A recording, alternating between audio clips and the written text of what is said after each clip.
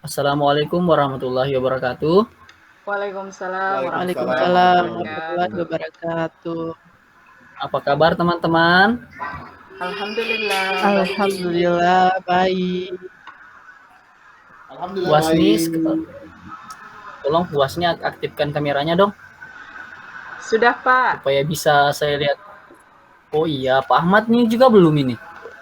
Ih, Sudah dari atau belum tadi ini? sih kamera. Dari tadi loh Pak Mungkin- kamera saya itu. Mungkin jaringan Pak, enggak apa-apa. Oh iya, Mungkin iya, jaringan mungkin. Pak ya. Kadang Oke, sebelum kadang kita ada. memulai sebelum kita memulai, marilah kita berdoa. Saya tunjuk saat yang memimpin doa Ibu Nur Hidayat dulu ya. Silahkan pimpin doa sebelum kita mulai materinya. Oke. Terima kasih Pak atas kesempatan yang diberikan kepada saya untuk memimpin doa pada kesempatan kali ini.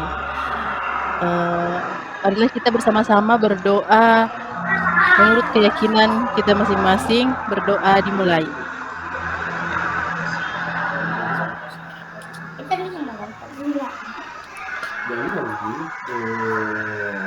Berdoa selesai. Amin. Terima kasih Bu Nur Hidayat. Alhamdulillah pada malam hari ini kita masih diberikan kesehatan dan kesempatan untuk melaksanakan pelatihan pada malam hari ini. Untuk malam hari ini saya akan menyampaikan beberapa materi yang saya ingin sampaikan kepada teman-teman terkait asesmen diagnosis.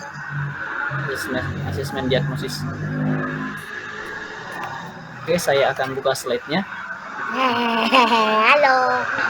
Halo. Buka slide-nya sekarang. Saya presentasikan sekarang ya. Silakan Pak. Ya, silakan Pak. Silakan. Sudah terlihat? Sementara on proses Pak. Belum.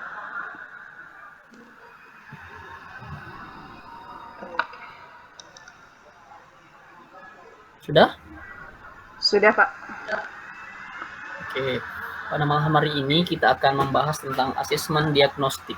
Asesmen diagnostik ini kita bahas pada hari kelima pada pelatihan kemarin. Saya ingatkan kembali. Asesmen diagnosis. Pada akhir sesi nanti kita akan memahami beberapa materi. Di antaranya itu prinsip pembelajaran dan asesmen. Yang kedua, 5 prinsip asesmen, keterkaitan asesmen dengan prinsip pembelajaran, langkah-langkah menyusun asesmen, dan tujuan asesmen diagnosis. Sekarang saya ingin bertanya kepada Pak Pandi, kira-kira apa di benak Anda terkait dengan asesmen itu, Pak Pandi? Pak Pandi, Anda dengar saya? Ya. Maaf, saya baru aktifkan mic-nya. Jadi asesmen menurut saya adalah sebuah aktivitas yang dilakukan dengan tujuan untuk mengukur atau mengidentifikasi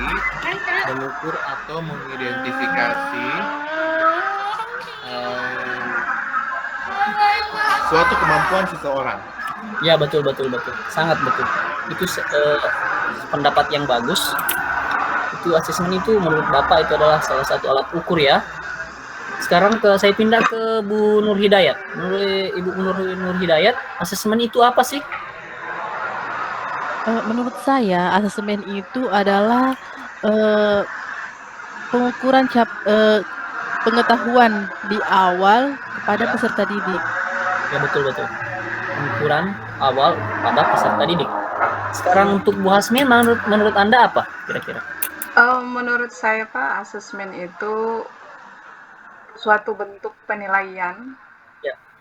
Penilaian awal untuk mengetahui segala apa yang berhubungan dengan pribadi yang diberikan asesmen. Misalnya karakteristiknya, potensi yang dimilikinya, seperti itu, Pak. Oke, sangat-sangat betul. Pendapat teman-teman saya rasa cukup benar semua. Sekarang kita lihat di slide ini.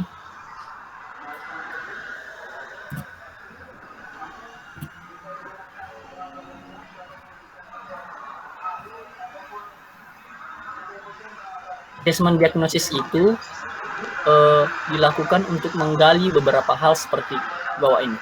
Yang pertama, kesejahteraan psikologis dan emosional siswa. Yang kedua, aktivitas siswa selama belajar di rumah. Yang ketiga, kondisi keluarga dan pergaulan siswa. Yang keempat, gaya belajar, karakter, serta minat siswa. Saya kembalikan ke teman-teman. Menurut Ibu Nurul Hidayat, kesejahteraan psikologis itu kira-kira apa kira-kira, Bu?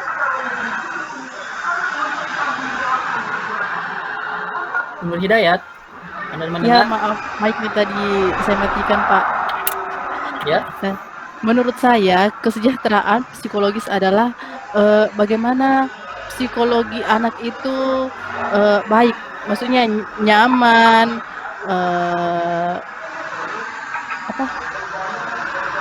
Ya bisa. Kesejahteraan psikologis ini maksudnya adalah di mana anak-anak itu sudah bisa menerima dirinya sendiri, dia sudah percaya diri, dia sudah tidak canggung lagi, dia sudah psikologisnya sudah baik, sudah bisa menerima keadaan sekitar, begitu ya, Bu ya. Saya lanjutkan. Sekarang tahapan yang dilaksanakan selama asesmen diagnosis itu ada 3. Yang pertama adalah persiapan, pelaksanaan, dan tindak lanjut. Tips yang saya berikan di sini, keterampilan bertanya membuat pertanyaan itu penting pada asesmen ini. Secara umum, saya pindah ke tujuan asesmen diagnosis. Secara umum, tujuan asesmen itu ada beberapa. Yang pertama, mengetahui kesejahteraan psikologis emosi anak, mengetahui kondisi keluarga siswa, mengetahui latar belakang pergaulan siswa, mengetahui gaya belajar karakter siswa serta minat siswa, mengetahui aktivitas selama belajar di rumah, itu ya. Sekarang kita ke asesmen, contoh-contoh dalam persiapan asesmen diagnosis. Oke, sejauh ini mungkin ada yang ingin ditanyakan, teman-teman? Terkait penjelasan saya tadi? Lanjut, Pak. Oke, saya lanjut ke asesmen diagnosis. Ini ya contoh-contoh persiapan yang harus kita lakukan. Yang pertama, siapkan alat bantu yang berupa gambar-gambar yang mewakili emosi. Ini pertanyaan-pertanyaan yang harus kita sampaikan kepada anak-anak. Apa yang sedang kamu rasakan saat ini? Bagaimana perasaanmu saat belajar di rumah? Yang kedua, buat daftar pertanyaan kunci mengenai aktivitas siswa. Pertanyaan-pertanyaan ini bisa menjadi kunci di asesmen ini. Yang pertama, apa saja kegiatanmu selama belajar di rumah? Yang kedua, apa hal yang paling menyenangkan dan tidak menyenangkan ketika belajar di rumah? Apa harapan? Sekarang kita untuk sesi ini mungkin ada yang ingin ditanyakan, teman-teman? Saya lanjut? Lanjut. Silakan lanjut, Pak. Silakan lanjut. Akan dilanjut. Oke. Kita ke selanjutnya di kegiatan pelaksanaan. Kita harus meminta siswa mengekspresikan perasaannya selama belajar di rumah serta menjelaskan aktivitasnya. Bisa dalam bentuk bercerita, menulis, dan menggambar. Ya. Ini contoh-contoh pelaksanaannya bisa dalam bentuk bercerita, menulis, menggambar. Lanjut. Strategi pertanyaannya. Pastikan pertanyaan jelas dan mudah dipahami. Yang kedua, menyertakan acuan atau stimulus informasi yang dapat membantu siswa menemukan jawabannya. Yang ketiga itu, memberikan waktu berpikir pada siswa sebelum menjawab pertanyaan. Ini saat menjawab pertanyaan kita harus memberikan ini. Kita harus memberikan penguatan, teman-teman. Yang kedua, berikan pertanyaan lanjutan untuk menggali lebih dalam. Yang ketiga, mengembalikan fokus jika jawaban mulai menyimpang. Ini, jika saat siswa memberikan respon atas pertanyaan-pertanyaan kita, ada beberapa yang harus kita perhatikan. Yang pertama, langsung menjawab pertanyaan siswa tersebut. Yang kedua, membantu siswa untuk dapat menjawab pertanyaannya sendiri. Jika ada respon lagi, ada beberapa pertanyaan lagi yang kita bisa perhatikan di sini. Yang pertama, mencoba mengarahkan kembali pertanyaan. Yang kedua, memperasakan pertanyaan agar lebih mudah dipahami. Sejauh ini, ada yang ingin ditanyakan atau ada yang apakah saya terlalu cepat menjelaskan, teman-teman? Sudah bagus, Pak. Silahkan dilanjut. Lanjut, Pak. Nih, slide selanjutnya itu menunggu beberapa saat. Adapun tindak lanjut yang kita bisa lakukan ialah mengidentifikasi siswa dengan ekspresi emosi negatif dan ajak duduk berdiskusi secara empat mata. Yang kedua, menentukan tindak lanjut dan berkomunikasi dengan siswa serta orang tua bila diperlukan. Ketiga, ulangi pelaksanaan asesmen ini pada awal pelayanan. Ini salah satu prinsip yang harus kita terapkan di sekolah itu. Setiap orang menjadi guru, setiap rumah menjadi sekolah. Ini salah satu prinsip yang diucapkan oleh Ki Hajar Dewantara.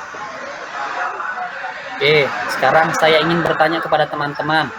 Karena tidak ada yang bertanya, saya ingin bertanya mengenai tujuan asesmen diagnosis. Coba Bu Hasmin. Iya, Pak. Coba jelaskan apa kiat-kiat Ibu untuk bisa mengetahui latar belakang pergaulan siswa kira-kira, Bu? Saya Pak secara pribadi sebagai guru BK untuk mengetahui latar belakang pergaulan siswa, terkadang saya melakukan berupa bentuk pertanyaan kepada teman terdekatnya, kepada teman terdekat dari siswa itu, menanyakan beberapa pertanyaan singkat seperti dengan siapa dia biasa melakukan kegiatan setiap harinya di rumah, apa-apa saja yang biasa dia lakukan, seperti itu. Nah, setelah itu saya bertanya kembali kepada siswa yang bersangkutan untuk menyesuaikan pernyataan awal dari temannya. Jika sesuai, berarti memang siswa itu pergaulannya seperti itu. Jadi kadang saya lakukan itu, Pak, secara lisan. Terima kasih, Pak. Oke, pendapatnya saya rasa sudah cukup benar. Saya ke Bu Nur Hidayat. Pertanyaan saya begini, Bu. Apa kira-kira yang Anda lakukan untuk bisa mengetahui gaya belajar dan karakter serta minat siswa, Bu?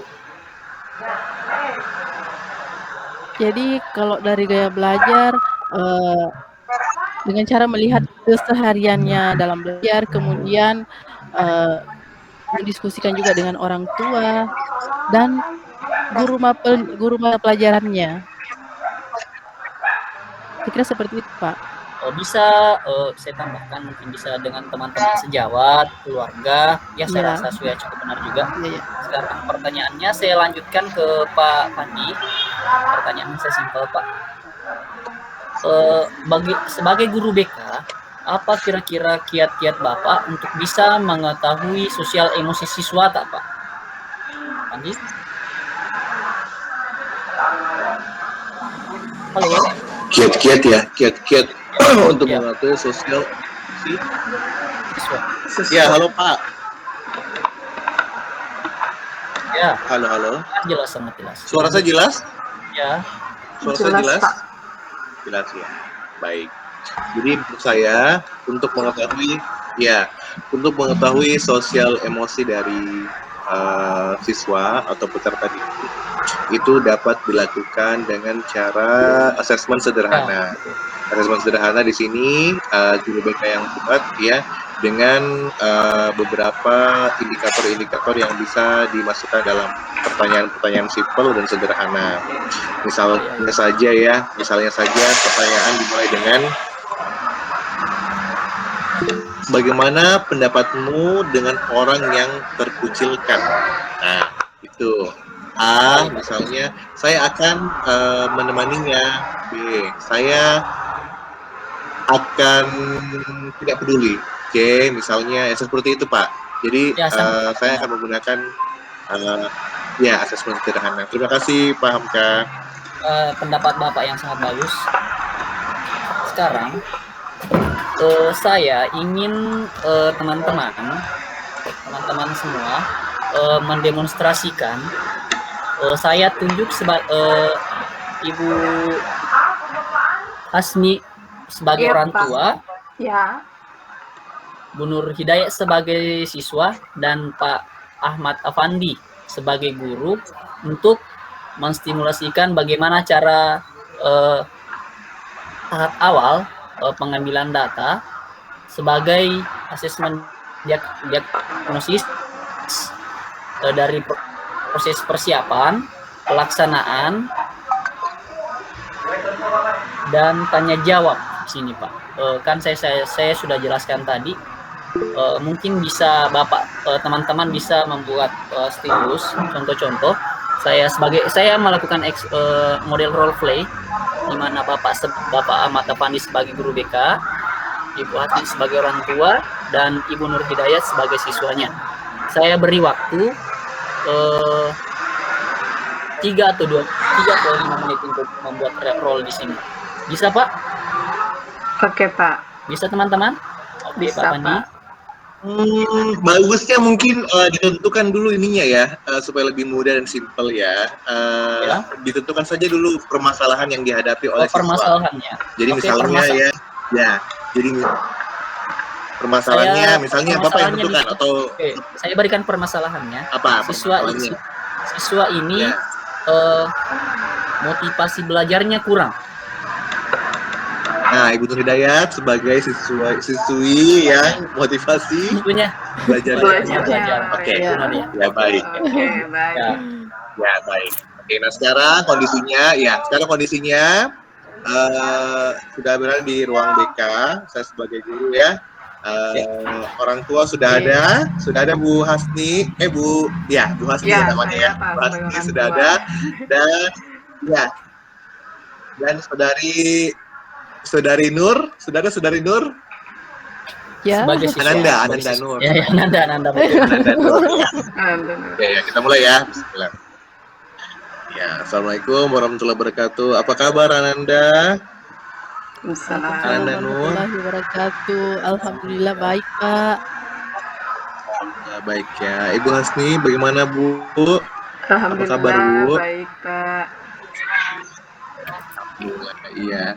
Nah, Ibu Hasni, Ananda, hari ini saya sengaja untuk memanggil Ibu dan Ananda langsung ya untuk hadir di sini. Kita akan membicarakan sedikit hal-hal yang perlu diperbaiki dari Ananda Nur Hidayat.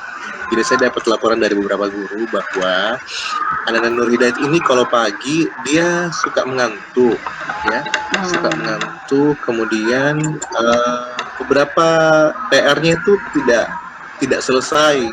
Bahkan PR yang paling mudah seperti pelajaran yang paling mudah itu saya dapat informasi dari guru PKN ya. Dia hanya disuruh untuk menuliskan Pancasila pun dia tidak hafal Ananda ini. Nah, bagaimana Bu ini? Kira-kira boleh tahu Ibu Hasni ini apakah seorang wanita karir, Ibu bekerja atau bagaimana Bu? Oh iya Pak, kalau saya sebenarnya wanita urusan rumah tangga saja Pak, tidak bukan urusan wanita karir. Tapi selama pandemi ini mungkin perlu tambahan-tambahan penghasilan, jadi saya menjual-jual di depan rumah, sehingga kadang saya juga kurang perhatian sama Nak Nur Hidayat. Ya termasuk PR-nya itu karena Nak Nur Hidayat sendiri itu kadang tidak menyampaikan. Seperti itu, Pak. Kalau dia di rumah, saya pikir Oh, dia begitu. menyelesaikannya melalui handphone. Seperti itu, Pak. Iya, iya, iya. Ananda Mungkin bagaimana? Kira-kira Nur kenapa Hidayat ini ada Ananda kendala, Pak. kalau Oh iya, makanya kita sama-sama ini di sini kita coba berbagi ya, kita coba berbagi bagaimana cara-caranya, apa solusi terbaiknya sehingga Ananda bisa kembali aktif dan memiliki motivasi yang baik untuk sekolah. Nanda, bagaimana Iya, Nanda? Pak. Iya.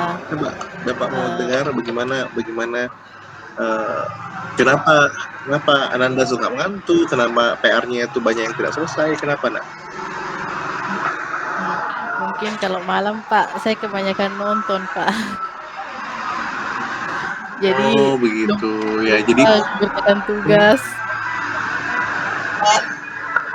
oh kebanyakan nonton ya. Mungkin sudah Ibu Hasni ya, jadi ini Oh iya, Pak. sebagai teguran juga buat Bu Hasni ya, jadi kita Insya Allah, tolong Pak, akan lebih televisi di rumah bisa diperhatikan. dikontrol untuk Iya, Pak. ya. Insya Allah, Pak. Baik kalau Ya, gitu ya. ya, jadi semoga pertemuan ini bisa membantu semuanya bisa baik-baik insya Allah, dan laporan-laporan seperti ini dari Nanda sudah tidak ada lagi dan nilainya insya Allah sudah merangkak naik lebih baik ya. Baik. Ya, ya. Assalamualaikum warahmatullahi wabarakatuh. Waalaikumsalam. Waalaikumsalam Oke, warahmatullahi wabarakatuh. terima kasih teman-teman atas peran-perannya Ya, masing-masing. applause dulu kita. Applause sama teman-teman. Pak Pandi menurut saya Pak Pandi sudah memenuhi 4 kriteria dalam diagnosis ini. Bapak sudah melaksanakan persiapan, pelaksanaan, tanya jawab, dan memberikan tindak lanjut kepada anaknya. Ini Bu Nur Hidayat tadi sebagai anak kurang mengungkapkan perasaannya kepada gurunya. Ini juga Ibu Hasni sebagai orang tua, tolong berikanlah perhatian lebih kepada anaknya. Siap, Gitu ya. siap, Pak. Siap. Oke. Saya rasa materi untuk hari ini, untuk malamnya hari ini sudah dipahami. Apakah mungkin ada pertanyaan dari teman-teman untuk materi hari ini? Sudah Cukup, paham, terima kasih Pak. Cukup. Oke. Iya. Oke, untuk mencairkan suasana, mari kita melaksanakan ice breaking. Oke, saya tunjuk kepada Pak Ahmad untuk materi hari ini. Saya rasa cukup untuk hari ini. Semoga kita diberikan kesehatan dan kemudahan melaksanakan apapun untuk melaksanakan kegiatan.